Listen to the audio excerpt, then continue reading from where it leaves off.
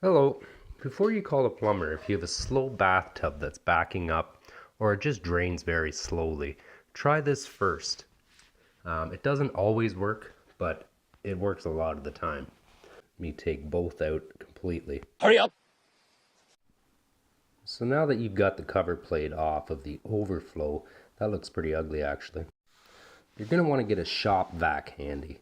Now, most people have a shop vac. If you don't have a shop vac, you really should have one. Typically, you can get a cheap one for around $100 depending on where you live.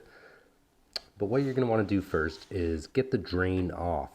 Now, this is a clicker style drain, so it just backs right off and it gives you access into the drain, just like that. Next, what you want to do is grab a damp rag. Sure was damp today. And what you're going to want to do is put the damp rag in the overflow. And what that's going to do is when you're going to try and suck the water out of the drain, it's going to stop the air from pulling through the top of the overflow. And you can see my shop vac doesn't quite fit around the opening of the drain. So what you can do is use another damp rag here. Now if that doesn't work, another trick that you can try is shop vacs, you can reverse them from sucking to blowing. That's what she said. And in doing this, you can try and push the obstruction through the drain rather than pull it back out of the drain. Now, I hope this helped. Like I said, it does work a lot. So thanks for watching. How to unclog a bathtub drain. I'll show you the two best ways to go about it, as a homeowner anyways. These are the best two ways to do it. This is how I do it as a plumber. When I get a call, I always try these two things first. You can see here I'm taking off the overflow plate on the tub first. You're going to need access to the overflow. Now this one uses 2 Phillips screws. And I'll speed it up because this is pretty boring to watch me just turn a couple screws out. So the next thing you want to do is run a bit of water down your drain.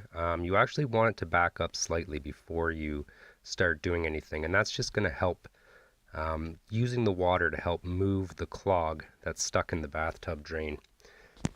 So the next thing you want to do is, I've just got a toilet plunger here, and what I should have done was pushed that bottom flange up into the plunger. So if you're watching this, push that bottom flange part up into the plunger. It's going to be a lot easier. The only reason I didn't in this case is because I'm trying to video and do work at the same time, and I haven't quite learned how to do that yet. So next thing I'm going to want to do is wet a rag. I've just got a J cloth here. And what you're going to want to do is stuff that into the overflow hole. Now you're going to want to do that because you don't want to be just pushing air out the overflow.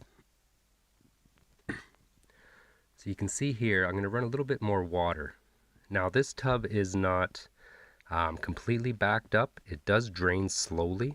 However, it's just going to get worse. See there, I pushed the bottom flange down on the plunger. And then just hold that rag in the overflow and just keep working it up and down, similar as you would with a toilet.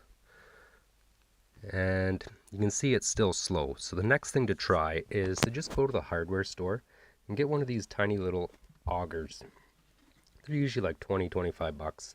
They're good to have for any plumbing problem. Now, the one thing you need to know, I should show you what you're trying to do first. Compare it to a kitchen sink drain. You can see if this is your drain, then this will be your overflow. So you're going down the overflow right now, and you're going to want to go through the P-trap, which is tough to do. That's why you can only use these small augers to do this.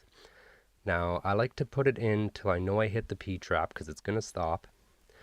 And then what I'll do is tighten the nut here, and then just go both ways, and don't put a lot of force because it does have a small hook on the end of this auger. You don't want it getting caught on anything, but you put slight force, go forwards, go backwards, you'll feel it go through the P-trap. And a lot of the times what's wrong with tub drains, why they back up, is hair.